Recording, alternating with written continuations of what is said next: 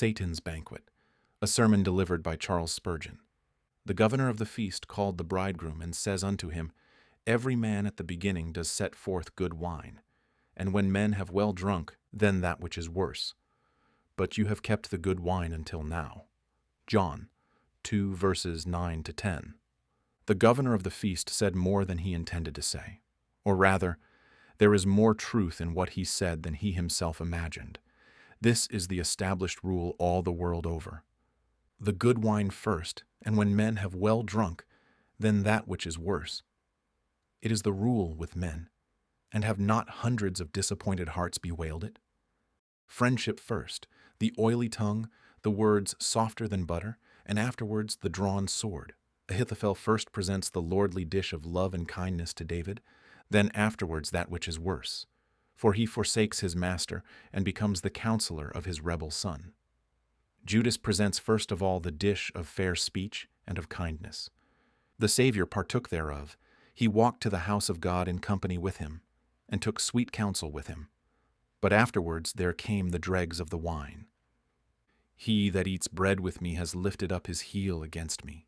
Judas the thief betrayed his master, bringing forth afterwards that which is worse. You have found it so with many whom you thought your friends. In the heyday of prosperity, when the sun was shining, and the birds were singing, and all was fair and gay and cheerful with you, they brought forth the good wine. But there came a chilling frost and nipped your flowers, and the leaves fell from the trees, and your streams were frosted with the ice. And then they brought forth that which is worse. They forsook you and fled. They left you in your hour of peril, and taught you that great truth, that cursed is he that trusts in man, and makes flesh his arm. And this is the way all the world over. I say it once again, not merely with men, but with nature too. Alas, for us, if you were all, and nothing beyond, O earth. For does not this world serve us just the same? In our youth it brings forth the best wine. Then we have the sparkling eye, and the ear attuned to music. Then the blood flows swiftly through the veins, and the pulse beats joyously. But wait a little, and there shall come forth afterwards that which is worse, for the keepers of the house shall tremble, and the strong men shall bow themselves. The grinders shall fail because they are few. They that look out of the windows shall be darkened. All the daughters of music shall be brought low. Then shall the strong man totter. The grasshopper shall be a burden, and desire shall fail. The mourners shall go about the streets. First there is the flowing cup of youth, and afterwards the stagnant waters of old age, unless God shall cast into those dregs a fresh flood of his loving kindness and tender mercy, so that once again, as it always happens to the Christian, the cup shall run over, and again sparkle with delight. O Christian, trust not you in men. Rely not you upon the things of this present time, for this is evermore the rule with men and with the world. The good wine first, and when you have well drunken, then that which is worse. This morning, however, I am about to introduce you to two houses of feasting. First, I shall bid you look within the doors of the devil's house, and you will find he is true to this rule. He brings forth first the good wine, and when men have well drunk, and their brains are muddled therewith, then he brings forth that which is worse. Having bidden you look there and tremble, and take heed to the warning, I shall then attempt to enter with you into the banqueting house of our beloved Lord and Master Jesus Christ. And of him we shall be able to say, as the governor of the feast said to the bridegroom, You have kept the good wine until now. Your feasts grow better, and not worse. Your wines grow richer. Your viands are daintier far, and your gifts more precious than before. You have kept the good wine until now. First, we are to take a warning glance at the house of feasting which Satan has built. For as wisdom has built her house and hewn out her 7 pillars, so has folly its temple and its tavern of feasting, into which it continually tempts the unwary. Look within the banqueting house, and I will show you 4 tables and the guests that sit thereat. And as you look at those tables, you shall see the courses brought in. You shall see the wine cups brought, and you shall see them vanish one after another, and you shall mark that the rule holds good at all 4 tables. First the good wine, and afterwards that which is worse. Yes, I shall go further. Afterwards, that which is worst of all. At the first table to which I shall invite your attention, though I beseech you never to sit down and drink thereat, sits the profligate. The table of the profligate is a gay table. It is covered over with a gaudy crimson, and all the vessels upon it look exceedingly bright and glistening. Many there be that sit thereat, but they know not that they are the guests of hell, and that the end of all the feast shall be in the depths of perdition. See you now the great governor of the feast. As he comes in, he has a bland smile upon his face. His garments are not black, but he is girded with a robe of many colors. He has a honeyed word on his lip, and a tempting witchery in the sparkle of his eye. He brings in the cup and says, "Hey, young man, drink here. It sparkles in the cup. It moves itself aright. Do you see it? It is the wine cup of pleasure. This is the first cup at the banqueting house of Satan." The young man takes it and sips the liquor. At first it is a cautious sip. It is but a little he will take, and then he will restrain himself. He does not intend to indulge much in lust. He means not to plunge headlong into perdition. There is a flower there on the edge of that cliff. He will reach forward a little and pluck it, but it is not his intention to dash himself from that beetling crag and destroy himself. Not he. He thinks it easy to put away the cup when he has tested its flavor. He has no design to abandon himself to its intoxication. He takes a shallow draught, but oh, how sweet it is, how it makes his blood tingle within him. What a fool I was not to have tasted this before, he thinks. Was ever joy like this? Could it be thought that bodies could be capable of such ecstasy as this? He drinks again. This time he takes a deeper draught, and the wine is hot in his veins. Oh, how blessed is he! What would he not say now in the praise of Bacchus or Venus or whatever shape Beelzebub chooses to assume? He becomes a very orator in praise of sin. It is fair, it is pleasant. The deep damnation of lust appears as joyous as the transports of heaven. He drinks, he drinks, he drinks again, till his brain begins to reel with the intoxication of his sinful delight. This is the first course. Drink, O you drunkards of Ephraim, and bind the crown of pride about your head, and call us fools because we put your cup from us. Drink with the harlot, and sup with the lustful. You may think yourselves wise for so doing, but we know that after these things there comes something worse. For your vine is the vine of Sodom, and of the fields of Gomorrah. Your grapes are grapes of gall, the clusters are bitter. Your wine is the poison of dragons, and the cruel venom of asps. Now with a leer upon his brow, the subtle governor of the feast rises from his seat. His victim has had enough of the best wine. He takes away that cup, and he brings in another, not quite so sparkling. Look into the liquor. It is not beaded over with the sparkling bubbles of rapture. It is all flat and dull and insipid. It is called the cup of satiety. The man has had enough of pleasure, and like a dog he vomits. Though like a dog he will return to his vomit yet again. Who has woe? Who has redness of eyes? They that tarry long at the wine. I am now speaking figuratively of wine, as well as literally. The wine of lust brings the same redness of the eyes. The profligate soon discovers that all the rounds of pleasure end in satiety. "What?" says he. "What more can I do? There, I have committed every wickedness that can be imagined, and I have drained every cup of pleasure. Give me something fresh. I have tried the theaters all round. There, I don't care so much as one single farthing for them all. I have gone to every kind of pleasure that I can conceive. It is all over. Gaiety itself grows flat and dull. What am I to do?" And this is the devil's second course, the course of satiety, a fitful drowsiness, the result of the previous excess.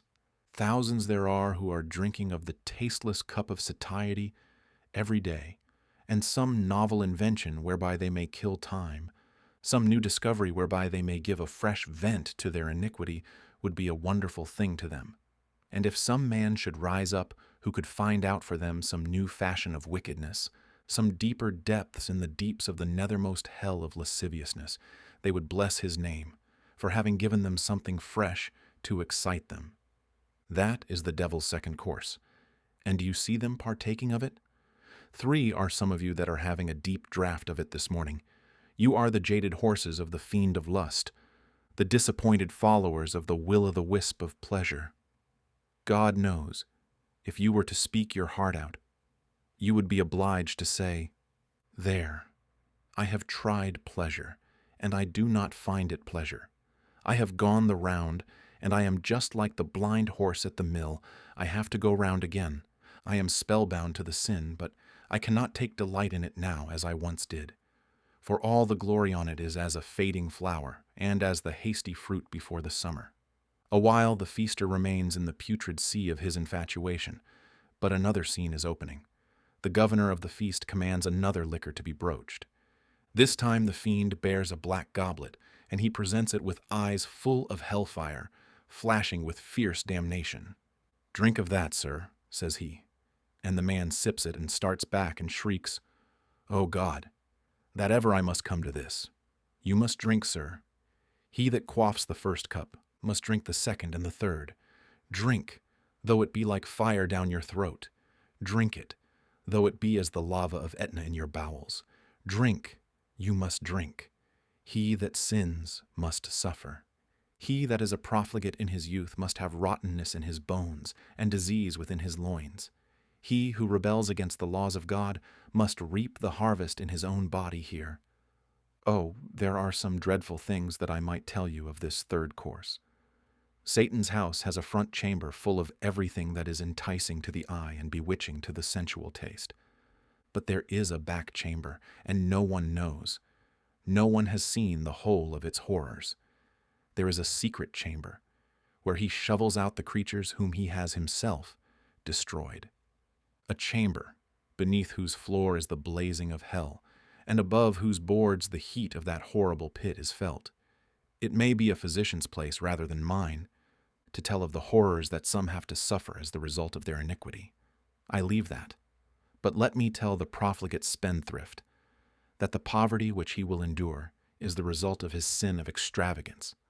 Let him know also that the remorse of conscience that will overtake him is not an accidental thing that drops by chance from heaven. It is the result of his own iniquity. For depend upon it, men and brethren, sin carries an infant misery in its bowels, and sooner or later it must be delivered of its terrible child. If we sow the seed, we must reap the harvest. Thus the law of hell's house stands. First, the good wine. Then, afterwards, that which is worse. The last course remains to be presented. And now, you strong men, who mock at the warning, which I would fain deliver to you with a brother's voice and with an affectionate heart, though with rough language, come you here and drink of this last cup. The sinner has, at the end, brought himself to the grave.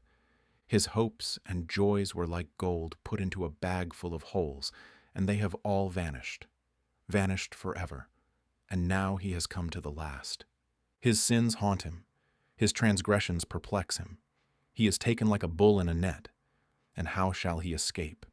He dies, and descends from disease to damnation. Shall mortal language attempt to tell you the horrors of that last tremendous cup of which the profligate must drink, and drink forever? Look at it.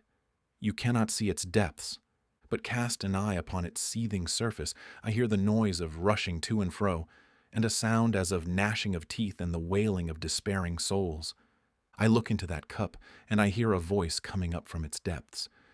These shall go away into everlasting punishment. For Tophet is prepared of old, the pile thereof is wood and much smoke. The breath of the Lord, like a stream of brimstone, shall kindle it. And what say you to this last course of Satan? Who among us shall dwell with the devouring fire? Who among us shall dwell with everlasting burnings? Profligate, I beseech you in the name of God, start from this table. Oh, be not so careless at your cups. Be not so asleep, secure in the peace which you now enjoy. Man, death is at the door, and at his heels is swift destruction. As for you, who as yet have been restrained by a careful father and the watchfulness of an anxious mother, I beseech you shun the house of sin and folly. Let the wise man's words be written on your heart, and be you mindful of them in the hour of temptation. Remove your way far from her, and come not near the door of her house. For the lips of a strange woman drop as an honeycomb, and her mouth is smoother than oil, but her end is bitter as wormwood, sharp as a two-edged sword. Her feet go down to death, her steps take hold on hell. Do you see that other table yonder in the middle of the palace? Ah, good easy souls, many of you had thought that you never went to the feast of hell at all, but there is a table for you too. It is covered over with a fair white cloth, and all the vessels upon the table are most clean and comely. The wine looks not like the wine of Gomorrah. It moves aright, like the wine from the grapes of Eshcol. It seems to have no intoxication in it. It is like the ancient wine which they pressed from the grape into the cup, having in it no deadly poison. Do you see the men who sit at this table? How self-contented they are. Ask the white fiends who wait at it, and they will tell you, this is the table of the self-righteous. The Pharisee sits there. You may know him. He has his phylactery between his eyes. The hem of his garment is made exceeding broad. He is one of the best professors. Ah, says Satan, as he draws the curtain and shuts off the table where the profligates are carousing. Be quiet. Don't make too much noise, lest these sanctimonious hypocrites should guess what company they are in. Those self-righteous people are my guests quite as much as you, and I have them quite as safely. So Satan, like an angel of light, brings forth a gilded goblet, looking like the chalice of the table of communion. And what wine is that? It seems to be the very wine of the sacred Eucharist. It is called the wine of self-satisfaction, and around the brim you may see the bubbles of pride. Look at the swelling froth upon the bowl. God, I thank you that I am not as other men are, extortioners, unjust, adulterers, or even as this publican. You know that cup, my self-deceiving hearers. Oh, that you knew the deadly hemlock which is mixed therein. Sin as other men do? Not you. Not at all. You are not going to submit yourself to the righteousness of Christ. What need you? You are as good as your neighbors. If you are not saved, you ought to be, you think. Don't you pay everybody 20 shillings in the pound? Did you ever rob anybody in your life? You do your neighbors a good turn. You are as good as other people. Very good. That is the first cup the devil gives, and the good wine makes you swell with self-important dignity, as its fumes enter your heart and puff it up with an accursed pride. Yes, I see you sitting in the room so cleanly swept and so neatly garnished, and I see the crowds of your admirers standing around the table, even many of God's own children, who say, "Oh, that I were half as good as he," while the very humility of the righteous provides you with provender for your pride. Wait a while, you unctuous hypocrite. Wait a while, for there is a second course to come. Satan looks with quite as self-satisfied an air upon his guests this time as he did upon the troop of rioters. Ah, says he, I cheated those gay fellows with the cup of pleasure. I gave them afterwards the dull cup of satiety, and I have cheated you too. You think yourselves all right, but I have deceived you twice. I have befooled you indeed. So he brings in a cup which, sometimes, he himself does not like to serve. It is called the cup of discontent and unquietness of mind, and many there be that have to drink this after all their self-satisfaction. Do you not find, you that are very good in your own esteem, but have no interest in Christ, that when you sit alone and begin to turn over your accounts for eternity, that they do not square somehow, that you cannot strike the balance exactly to your own side after all, as you thought you could? Have not you sometimes found that when you thought you were standing on a rock, there was a quivering beneath your feet? You heard the Christian sing boldly, "Bold shall I stand in that great day, for who anything to my charge shall lay? While throw your blood, absolved I am from sin's tremendous curse and shame." And you have said, "Well, I cannot sing that. I have been as good a churchman as ever lived. I never missed going to my church all these years, but I cannot say I have a solid confidence." You had once a hope of self-satisfaction, but now the second course has come in, and you are not quite so contented. "Well," says another, "I have been to my chapel, and I have been baptized, and made a profession of religion, though I was never brought to know the Lord in sincerity and in truth, and I once thought it was all well with me, but I want a something which I cannot find." Now comes a shaking in the heart. It is not quite so delightful as one supposed, to build on one's own righteousness. Ah, that is the second course. Wait a while, and perhaps in this world, but certainly in the hour of death, the devil will bring in the third cup of dismay, at the discovery of your lost condition. How many a man who has been self-righteous all his life has, at the last, discovered that the thing whereon he placed his hope had failed him? I have heard of an army who, being defeated in battle, endeavored to make good a retreat. With all their might, the soldiers fled to a certain river, where they expected to find a bridge across which they could retreat and be in safety. But when they came to the stream, there was heard a shriek of terror. "The bridge is broken! The bridge is broken!"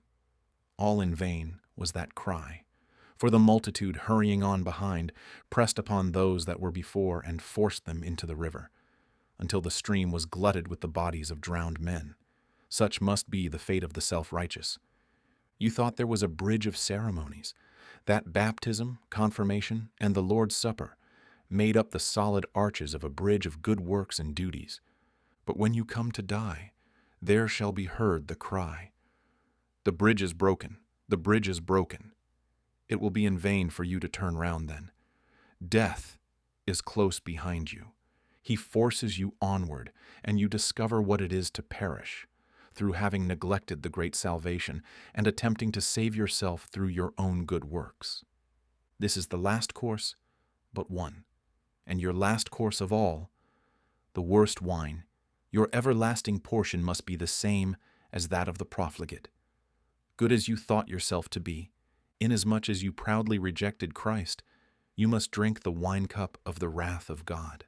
That cup, which is full of trembling, the wicked of the earth shall wring out the dregs of that cup, and drink them. And you also must drink of it as deep as they.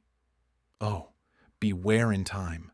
Put away your high looks, and humble yourselves under the mighty hand of God.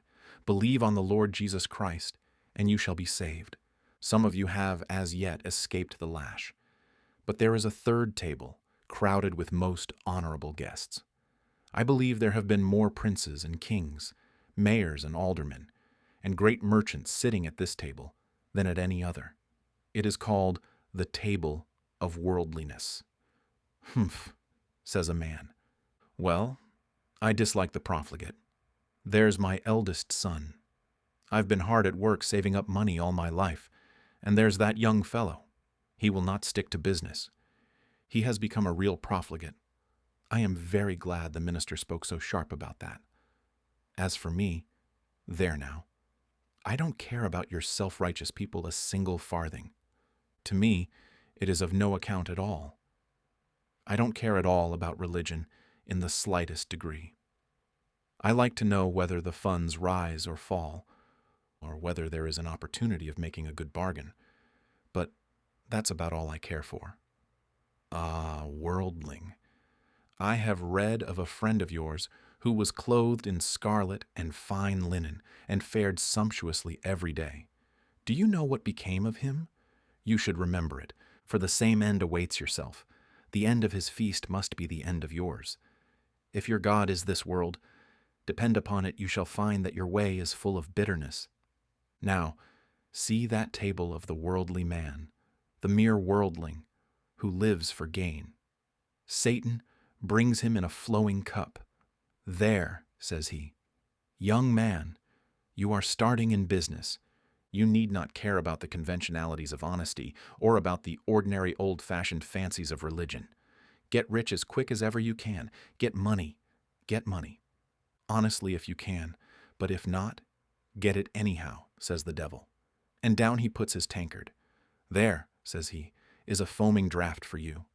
"Yes," says the young man, "I have abundance now. My hopes are indeed realized. Here, then, you see the first and best wine of the worldling's feast, and many of you are tempted to envy this man." "Oh, that I had such a prospect in business," says one. "I'm not half so sharp as he is. I could not deal as he deals. My religion would not let me. But how fast he gets rich. Oh, that I could prosper as he does. Come, my brother, judge not before the time. There's a second course to come, the thick and nauseous draught of care. The man has got his money, but they that will be rich fall into temptation and a snare. Wealth ill-gotten, or ill-used, or hoarded, brings a canker with it, that does not canker the gold and silver, but cankers the man's heart. And a cankered heart is one of the most awful things a man can have. Ah, see this money lover, and mark the care which sits upon heart. There is a poor old woman that lives near his lodge gate.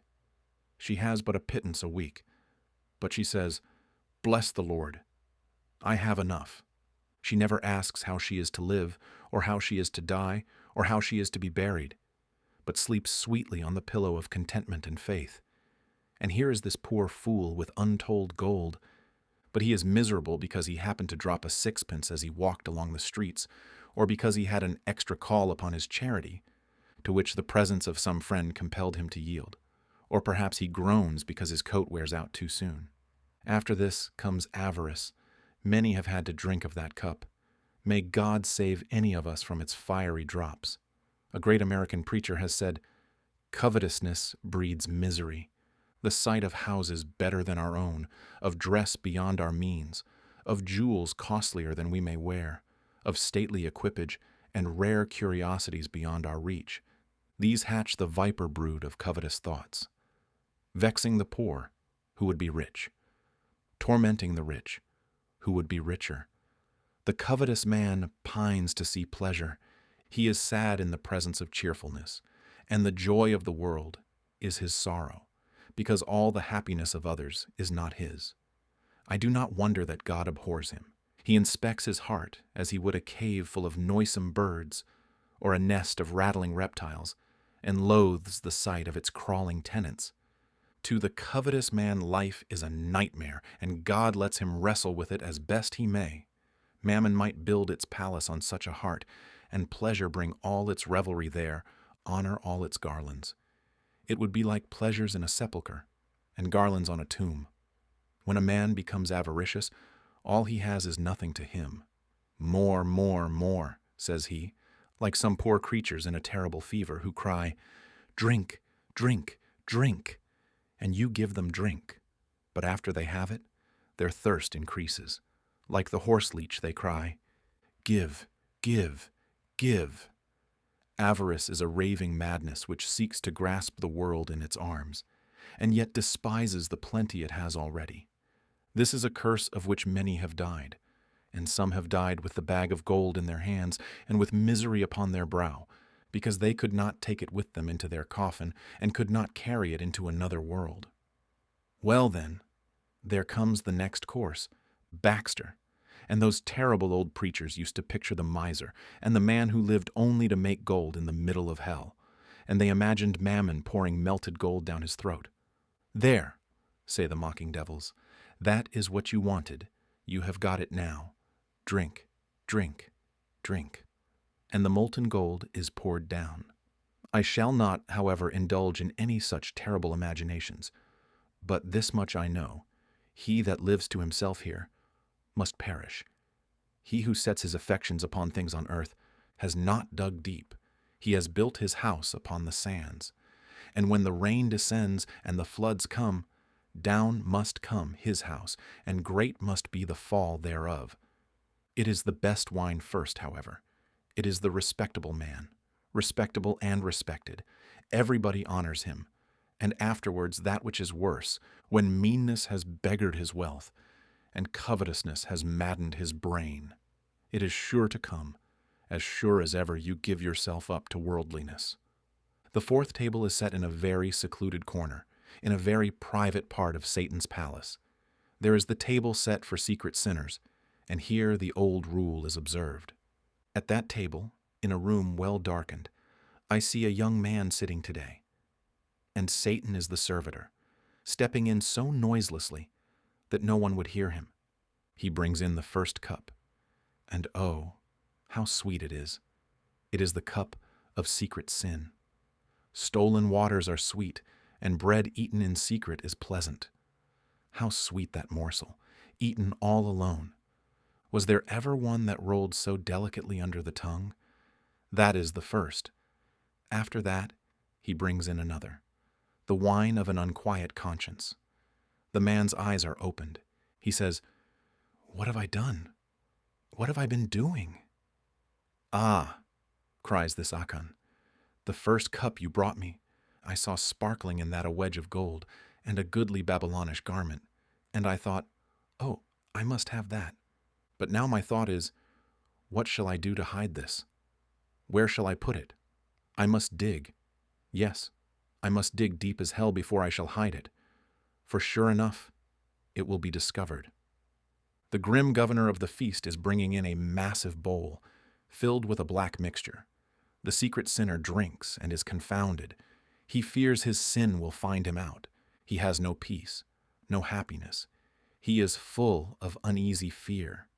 He is afraid that he shall be detected. He dreams at night that there is someone after him. There is a voice whispering in his ear and telling him, "I know all about it. I will tell it."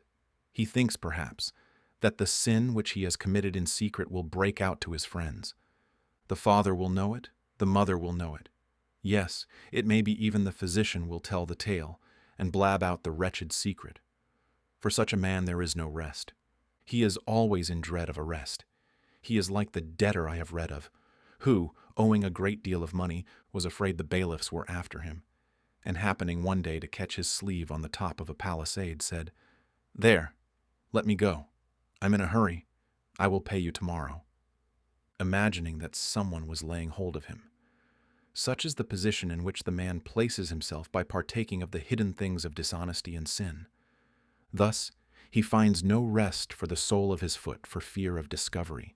At last, the discovery comes. It is the last cup. Often it comes on earth. For be sure your sin will find you out, and it will generally find you out here. What frightful exhibitions are to be seen at our police courts of men that are made to drink that last black draught of discovery. The man who presided at religious meetings, the man who was honored as a saint, is at last unmasked. And what says the judge, and what says the world of him? He is a jest, and a reproach, and a rebuke everywhere. But suppose he should be so crafty that he passes through life without discovery, though I think it is almost impossible. What a cup he must drink when he stands at last before the bar of God. Bring him forth, jailer, dread keeper of the dungeon of hell. Lead forth the prisoner. He comes. The whole world is assembled. Stand up, sir. Did you not make a profession of religion? Did not everybody think you a saint? He is speechless, but many there are in that vast crowd who cry, "We thought him so." The book is open. His deeds are read.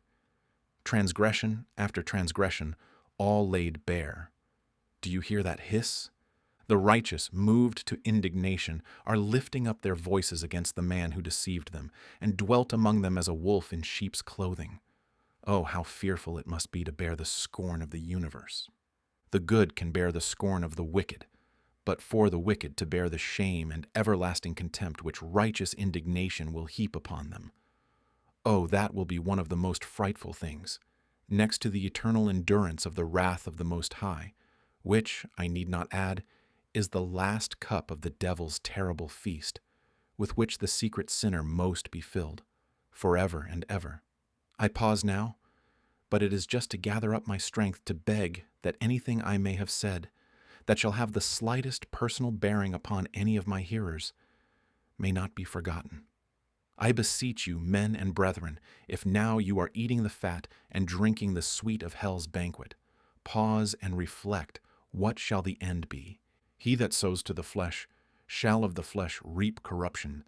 He that sows to the Spirit shall of the Spirit reap life everlasting. I cannot spare more time for that, most assuredly, but you must pardon me while I occupy only a few minutes in taking you into the house of the Savior, where he feasts his beloved.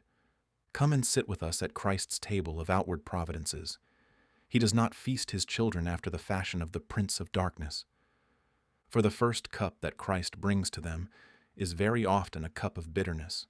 There are his own beloved children, his own redeemed, who have but sorry cheer. Jesus brings in the cup of poverty and affliction, and he makes his own children drink of it, till they say, "You have made me drunken with wormwood, and you have filled me with bitterness." This is the way Christ begins. The worst wine first. When the sergeant begins with a young recruit, he gives him a shilling, and then, afterwards, come the march and the battle. But Christ never takes his recruits so. They must count the cost, lest they should begin to build and not be able to finish. He seeks to have no disciples who are dazzled with first appearances. He begins roughly with them, and many have been his children who have found that the first course of the Redeemer's table has been affliction, sorrow, poverty, and want. In the olden time, when the best of God's people were at the table, he used to serve them worst, for they wandered about in sheepskins and goatskins, being destitute, afflicted, tormented, of whom the world was not worthy, and they kept on drinking of these bitter cups for many a day. But let me tell you, afterwards he brought out sweeter cups for them, and you that have been troubled have found it so. After the cup of affliction comes the cup of consolation, and, oh, how sweet is that! It has been the privilege of these lips to drink that cup after sickness and pain. And I can bear witness that I said of my master, "You have kept the best wine until now." It was so luscious that the taste thereof did take away every taste of the bitterness of sorrow.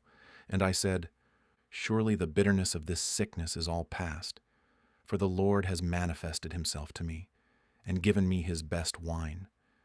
But, beloved, the best wine is to come last. God's people will find it so outwardly. The poor saint comes to die. The Master has given him the cup of poverty, but now no more he drinks thereof. He is rich to all the intents of bliss. He has had the cup of sickness. He shall drink of that no more. He has had the cup of persecution, but now he is glorified, together with his Master, and made to sit upon his throne. The best things have come last to him in outward circumstances. There were 2 martyrs once burned at Stratford-le-Bow.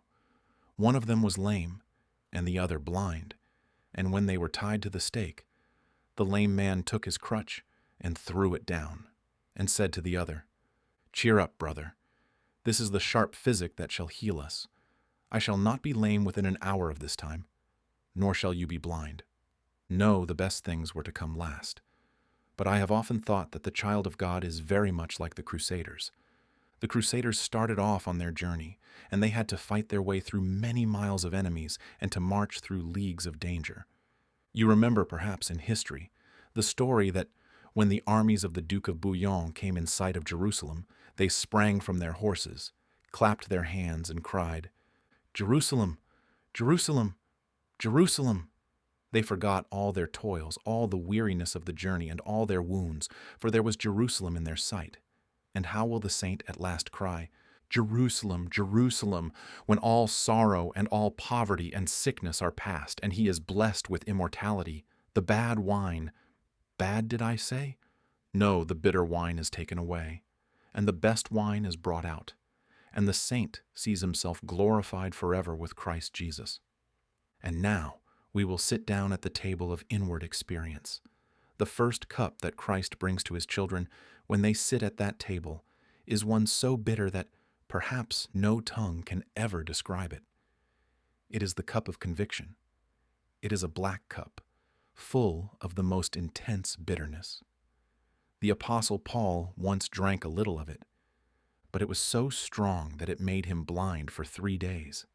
The conviction of his sin overpowered him totally.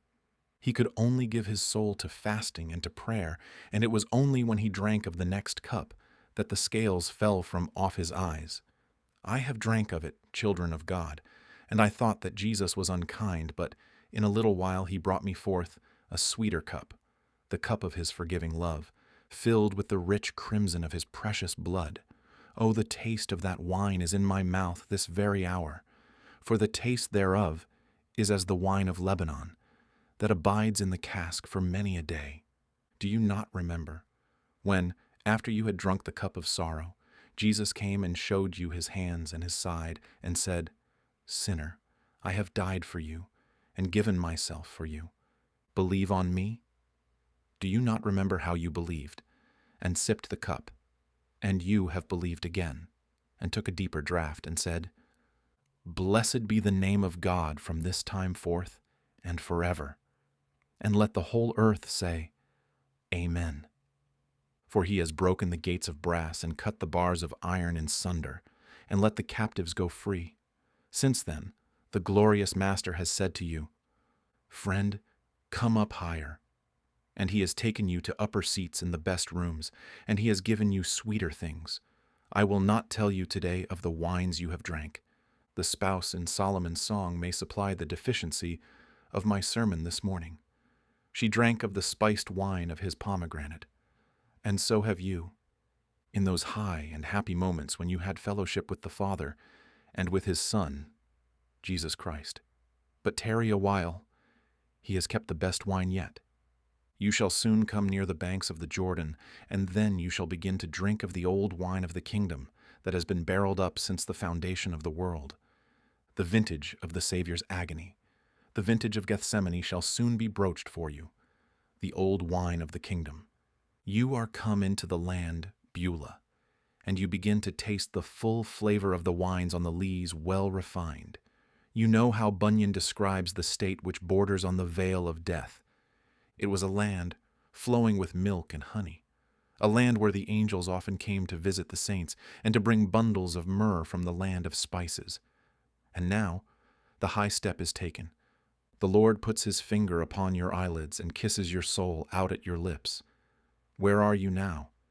In a sea of love and life and bliss and immortality. Oh, Jesus, Jesus, Jesus, you have indeed kept the best wine until now.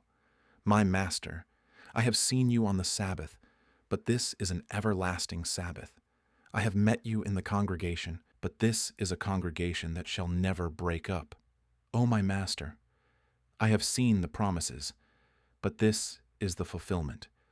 I have blessed you for gracious providences, but this is something more than all these. You did give me grace, but now you have given me glory. You were once my shield, but you are now my son. I am at your right hand, where there is fullness of joy forever. You have kept your best wine until now. All I ever had before was as nothing compared with this. And lastly, for only time fails me, I could preach a week upon this subject. The table of communion is one at which God's children must sit, and the first thing they must drink of there is the cup of communion with Christ in his sufferings. If you would come to the table of communion with Christ, you must first of all drink of the wine of Calvary. Christian, your head must be crowned with thorns. Your hands must be pierced. I mean, not with nails, but spiritually, you must be crucified with Christ. We must suffer with him, or else we cannot reign with him. We must labor with him first. We must sup of the wine which his Father gave him to drink, or else we cannot expect to come to the better part of the feast. After drinking of the wine of his sufferings and continuing to drink of it, we must drink of the cup of his labors. We must be baptized with his baptism. We must labor after souls and sympathize with him in that ambition of his heart, the salvation of sinners. And after that he will give us to drink of the cup of his anticipated honors. Here on earth we shall have good wine in communion with Christ in his resurrection, in his triumphs and his victories, but the best wine is to come at last. O chambers of communion, your gates have been opened to me, but I have only been able to glance within them.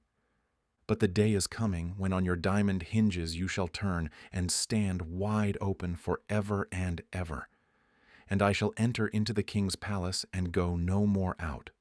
O Christian, you shall soon see the king in his beauty. Your head shall soon be on his bosom. You shall soon sit at his feet with Mary. You shall soon do as the spouse did. You shall kiss him with the kisses of your lips and feel that his love is better than wine. I can conceive you, brethren, in the very last moment of your life, or rather, in the first moment of your life, saying, He has kept the best wine until now. When you begin to see him face to face, when you enter into the closest fellowship, with nothing to disturb or to distract you, then shall you say, The best wine is kept until now. A saint was once dying, and another who sat by him said, Farewell, brother, I shall never see you again in the land of the living. Oh, said the dying man, I shall see you again in the land of the living that is up yonder, where I am going. This is the land of the dying. O brethren and sisters, if we should never meet again in the land of the dying, have we a hope that we shall meet in the land of the living and drink the last wine at last?